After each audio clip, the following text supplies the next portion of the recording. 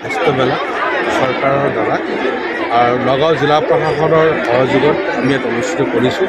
আপোনালোকে দেখা পাইছে 0 পৰা 18 বছৰ বয়সত হাজাৰ হাজাৰ বেমাৰী ইয়াত উপস্থিত হৈছে আৰু ইতিমধ্যে আমাৰ 57জন চিকিৎসকে চিকিৎসা সেৱা আগবঢ়াই আছে, য'ত যিসকলে ইয়াতে চিকিৎসা সমাপ্ত হ'ব তেওঁলোক ইয়াতেই ঔষধ পাতি লৈ যাব আৰু যিসকলৰ ইয়াত নহয় ৰেফাৰ কৰিব লাগে আমাৰ মেডিকেল কলেজলৈ কৰিব, মেডিকেল কলেজত হ'ব। যদি তাৰ পৰা আৰু বিশেষজ্ঞৰ দৰকাৰ হয় তাৰো ব্যৱস্থা আছে। গতিকে এজন শিশুক একেবাৰে সম্পূৰ্ণ নিৰোগী কৰি গঢ়ি তোলাৰ কাৰণে সকলো প্ৰচেষ্টা এই কেম্পৰ জৰিয়তে হ'ব।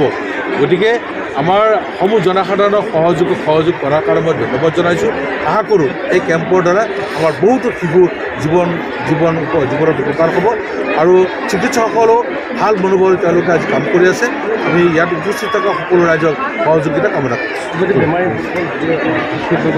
আৰ্থিকভাৱে সক্ষম হয়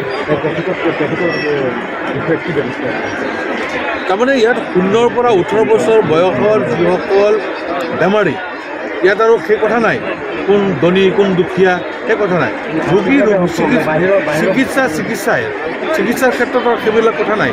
গতিকে আমাৰ এজন বেমাৰীয়ে চিকিৎসাটো পাব লাগে আৰু সেই চিকিৎসা দিয়াৰ কাৰণে এই ব্যৱস্থা কৰা বাহিৰে এবাৰ চেকিং কৰি দিছিলোঁ তোমাৰ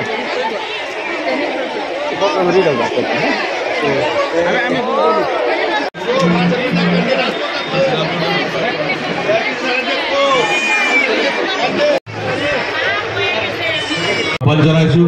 আৰু আজি এই অনুষ্ঠান কৰে আমাৰ নগাঁও জিলা আয়ুক্ত ডাঙৰীয়া, অতিৰিক্ত আয়ুক্ত ডাঙৰীয়া, জইণ্ট ডাইৰেক্টৰ, চিও ডাঙৰীয়া প্ৰমুখ কৰি বিষয়াসকল আহি আমাক যিখিনি মনত